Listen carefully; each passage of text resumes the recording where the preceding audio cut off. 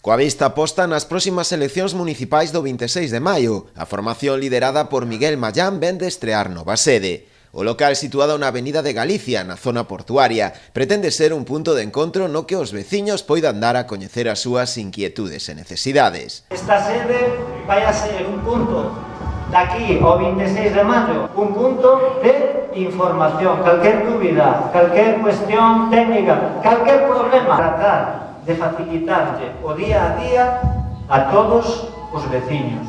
Aproveitouse ademais o acto para dar a coñecer o nome da persoa que ocupará o segundo posto da lista. Neste caso será María Vila Sobrido, licenciada en Psicoloxía, que asume o reto de liderar xunto con Miguel Mallán o cambio que, segundo eles, Porto do Son necesita. Unha das cousas que teño clara é que falamos con Miguel e con restos compañeiros que temos que facer e resolver a mala xestión que se está facendo de recursos económicos neste concello. Eso ten que cambiar, non pode ser que os trámites burocráticos vayan tan lentos, hai que actualizarse e hai que ir cambiando acorde aos tempos de cambio nos que nos vamos encontrando.